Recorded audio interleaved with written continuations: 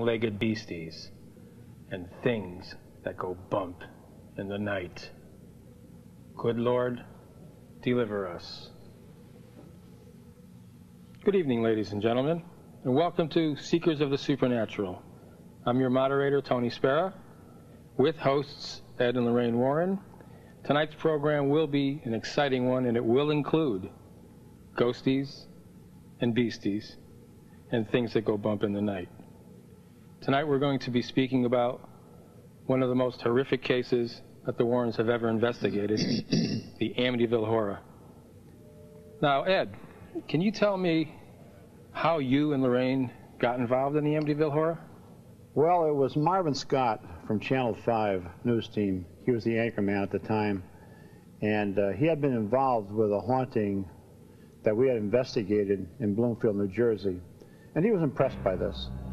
So he gave us a ring and he said, we'd like you to come down and see what's going on in Amityville, Long Island. Now, this was not the Amityville horror case at that time, you understand. This was just another haunted house, and we didn't even realize that 6 people had been murdered in that house of the Fayol family. So we said, sure, we'd come down there, and we did. And that was the beginning of an adventure which we'll never forget, a supernatural adventure. When we went into the house that day, we didn't realize that it was diabolically infested. And on a scale of 1 to 10, I would have to say that Amityville was a 10. I want to make it clear at the beginning of this program that Lorraine and I do not back up the movie or the book. It was much more horrific than either. You didn't have to take a literary license in a book or dramatic license in a movie. This case had everything. It had the monstrosities of the night which roamed that house, which infested it, which caused a young man to murder his whole family. Ronald DeFeo is now serving 6 consecutive life sentences at Dannemora Prison. But you know, Amityville Horror goes way back before the Lutz family, who moved in there and bought the house later, and were fled 28 days later. It goes back 6 months before the DeFeos were murdered. Mr. DeFeo went up to Montreal, Canada. He went to a shrine where many miracles had occurred. A lot of people don't know this. He went to that shrine and he brought back from there a priest, an exorcist, who said masses in the house. Why? If this was a hoax that was created by the Lutz family, why 6 months before this man was murdered and his family was an exorcist in that house? While the priest was saying a mass and performed the exorcism rituals, candles were blowing out, doors were opening and closing. There were footsteps all around the house. Ronald DeFeo, who was the murderer of his family, fled the house. He didn't stay there. He did not want to stay there while the priest was in that house. What caused him to leave? Obsession? Possession? Who can say? We do know that this young man did murder every member of his family in that house, shot them to death. On November 13th, 1974, at 3:15 in the morning. He had a high-powered rifle. Now, when you see the photographs later, and these are the only pictures ever taken inside the Amityville Horror House, because Lorraine and I and just a handful of other investigators actually went in there. I've heard people on TV say, I was in that house, I was in that house, I investigated. They never were. They don't have any evidence, they have no proof. We have the proof, and you'll see that proof tonight. They will see the only photographs ever taken in the house itself at the time of the investigation, and as the Lutzes left that home, completely furnished, they didn't take one thing with them. They left everything there, and they went off to California, because Father Pecoraro, who many people said did not exist, talked with Lorraine and I. He told us all the horrible things that happened to him. We sat with him. He was as close as I am to you, Tony, at dinner at Kathy Lutz's mother's home in Deer Park.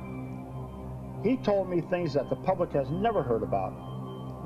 And tonight, we are going to endeavor to explain what really happened in that home. Okay, Lorraine, I know you went in the house and you experienced things, but can we just go over how you first were called into the house? Like, who was the gentleman that, or people that called you in? Was it the Lutzes that called you in? No, it was not, Tony. It was Marvin Scott who called us in.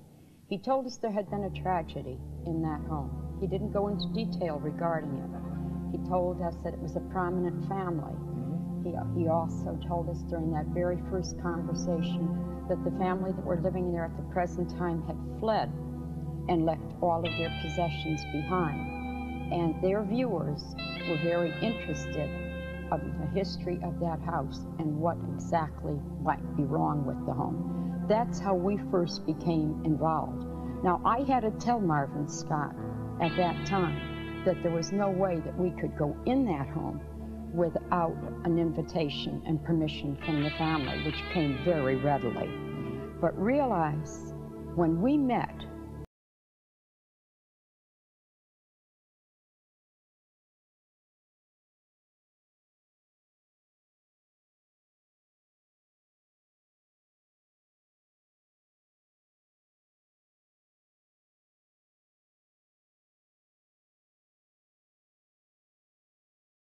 He was a no-nonsense kind of a guy, he was right? really a no-nonsense man. George Lutz was an ex-Marine.